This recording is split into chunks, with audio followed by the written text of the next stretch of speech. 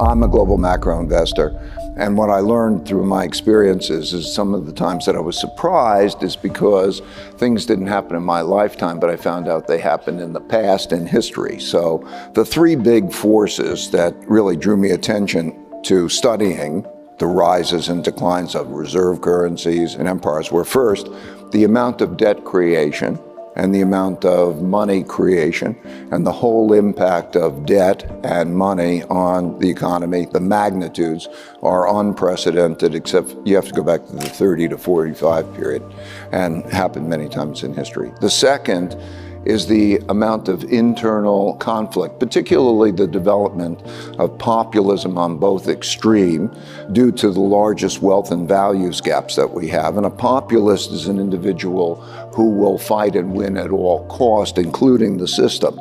So I never saw that before, and I needed to go back. I knew it existed in the 30 to 45 period, needed to go back and study it. The third force, of course, is the great power conflict internationally. Yep. You know, we had our world order began in 1945 at the end of World War II. Then there's a new way of doing things. The United States was the dominant world power, had 50% of world GDP, 80% of the world's money, gold was money then, and had a monopoly. So they determined how things would go pretty much. And then, of course, now we have the great power conflicts and so on. So those three things, last time they happened, 1930 to 45 period, I wanted to go study them in the past.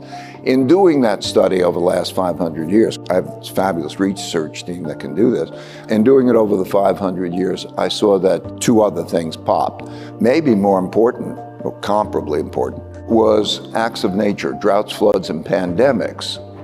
So climate became a big issue. And of course, climate is a big force of our time because no matter what is done or not done, it's going to be very costly. So it's certainly an economic issue.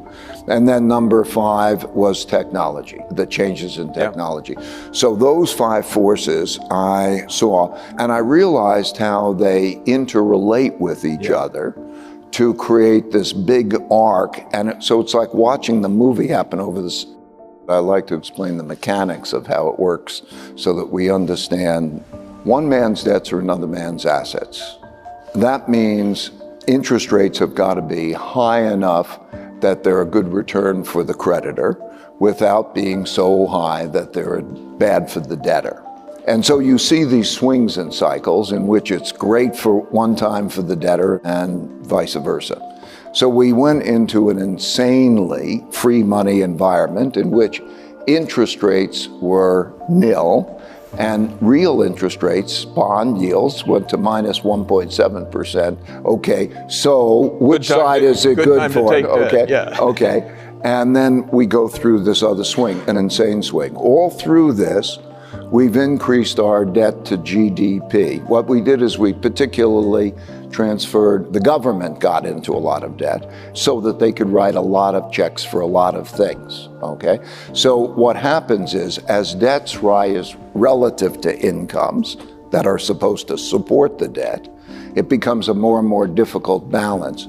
So we've reached the point, we are reaching the point in a classic debt cycle, you reach the point that you have to borrow to service your debt. You know, like the different countries, Singapore is a good example.